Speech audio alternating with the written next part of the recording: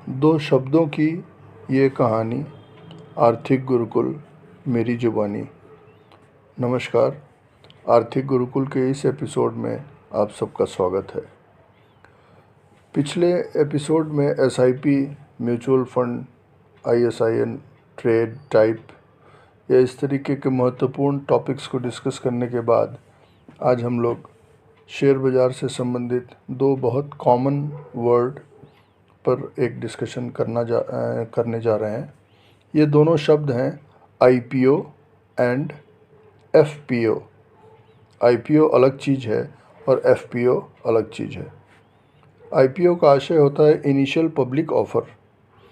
IPO simple भाषा में कहें तो जब भी कोई कंपनी, नई कंपनी आती है और वो पब्लिक लिमिटेड बनती है, बनने के क्रम में होती है, तो सबसे पहले अपना DRHP अर्थात अपना पूरा detailed document with financial detail, DRHP अर्थात ड्राफ्ट रेड हियरिंग प्रॉस्पेक्टस बनवाती है, जो लीड मैनेजर्स और मैनेजर्स टू द इशू के द्वारा बनाया जाता है और उसको सेबी के पास वो सबमिट करती है।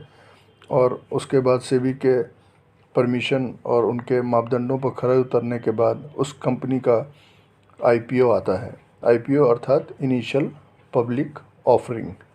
जब भी कोई कंपनी छोटे से बनती है और उसे और पूंजी की ज़रूरत होती है, वो अपने एक्सपेंशंस करना चाहती है या अपने द्वारा लिए गए ऋणों के भुगतान के लिए उसे पैसों की आवश्यकता होती है, तो वह एक तरीका है जनमानस के बीच से लोगों को शेयर अलॉट करके और आईपीओ के माध्यम से उन इन्वेस्टर्स की पूंजी को कंपनी में लगाना।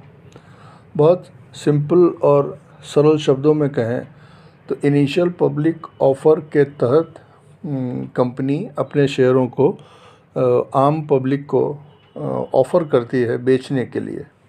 और जब कोई व्यक्ति एज ए इन्वेस्टर आईपीओ में अप्लाई करता है और उसके बाद उसे कुछ शेयर अलॉट हो जाते हैं, तो वह उतने शेयरों का उस कंपनी में मालिक हो जाता है। अर्थात एक तरीके से कहें तो कंपनी के एक बहुत छोटे से अपने धारण किए जाने वाले अंश के बराबर वह कंपनी में एक तरीके से भागीदार या मालिक कह सकते हैं, हो जाता है।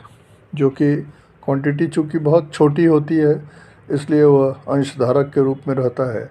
और ऐसे लोगों को जिनके पास इस प्रकार की छोटी इक्विटी होती है, उनको स्टॉक मार्केट की टेक्निकल लैंग्वेज में माइनॉरिटी शेयर होल्डर्स बोला जाता है।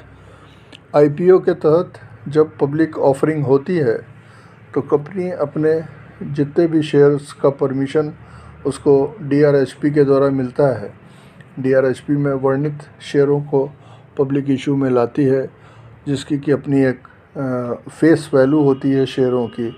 उसके साथ में अगर वो कोई प्रीमियम चार्ज करना चाहती है तो वह प्रीमियम भी सेबी के परमिशन के बाद निर्धारित होता है। उसकी एक अलग प्रक्रिया है कि किस प्रकार से किसी भी कंपनी के शेयर के साथ उसका प्रीमियम निर्धारित किया जाएगा। और उसके बाद फिर लीड मैनेजर्स होते हैं, बैंकर्स होते हैं और कुछ एंजल इन्वेस्टर्स होते हैं। उन सभी के साथ पूरा होने के बाद प्रक्रिया पब्लिक इशू में वो कंपनी आती है और उसके एडवर्टीज़मेंट्स आते हैं। उसकी एक तिथि निर्धारित होती है कि यह आईपीओ इस तारीख से इस तारीख तक खुलेगा। सामान्य तौर पर वह तिथि 3 दिनों की 3 कार्य दिवसों की होती है, जिसमें कि एक कट ऑफ प्राइस होता है। उस प्राइस पर लोग अपने शेयर्स को अप्लाई करते हैं और अगर उन्हें वह शेयर अलॉट होता है तो उसके बाद वो उसके शेयर धारक बन जाते हैं। यह तो सिंपल से वो प्रोसेस है जो आईपीओ को समझने में काम आती है। आईपीओ से ही बहुत मिलता जुलता एक दूसरा शब्द भी है जिसको एफपीओ बोला जाता है। एफपीओ का अर्थ होता है फॉलो ऑन पब्लिक ऑफ़र। वह कंपनी जो आईपीओ के माध्यम से शेयर बाज़ार से या पूंजी बाज़ार से कैपिटल इकट्ठा कर चुकी होती है और अपने व्यवसाय को शुरू कर देती है, और कुछ समय के बाद कालांतर में कभी साल 2 साल 3 साल कुछ समय के बाद जब उसको पुनः और पैसों की ज़रूरत प्रतीत होती है और उसका ट्रैक रिकॉर्ड भी अच्छा होता है, उसके कंप्लायंसेस गवर्नमेंट की निगाह में पूरे होते रहते हैं, तो वह अन्य और पूंजी की आवश्यकता को पूर्ति करने के लिए आईपीओ के ही तरीके से फिर एफपीओ अर्थात फॉलो ऑन पब्लिक ऑफर लाती है, जिसमें कि वह अपने कंपनी के अन्य शेयरों को आईपीओ के ही तरह होता है। फॉलो ऑन सेकंड चरण का एक तरीके से कह सकते हैं कि आईपीओ का दूसरा चरण एफपीओ के रूप में होता है, जिसमें कि पब्लिक को उसी तरीके से शेयर्स अलॉट किए जाते हैं। यहीं पर इसी संदर्भ में ज़रूरी है यह बात भी करना कि आईपीओ जो आता है तो कंपनी बहुत नई होती है, और किसी भी इन्वेस्टर को अगर आईपीओ में अपने पैसे लगाने हैं तो उसे कम से कम उस कंपनी के सेक्टर के बारे में ज़रूर जानकारी होना चाहिए, उसके प्रमोटर्स के बारे में जानकारी होना चाहिए, और उसको कुछ संक्षिप्त इस चीज़ की भी जानकारी होना चाहिए। ज़रूरी है कि जिस सेक्टर में उस आईपीओ की कंपनी आ रही है तो उस सेक्टर का आने वाले समय में भविष्य क्या होगा। क्योंकि मेरे अपने स्मरण के दौर में 1990 के दशक में जब हर्षद मेहता वाला भी कांड हुआ था, उस वक़्त मार्केट के अंधाधुंध तेज़ी में 1991-92 के आसपास में बहुत से सेक्टर ऐसे थे जिनके लिए बहुत ढेर सारी कंपनियां आईं, जिनमें मेरे स्मृतियों में एक्वाकल्चर की भी कुछ एक कंपनियां थीं जो आज की डेट में पता नहीं कहाँ हैं, वो गायब हो चुकी हैं।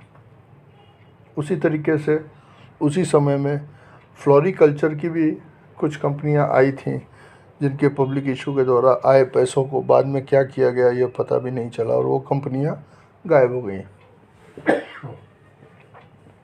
सॉरी।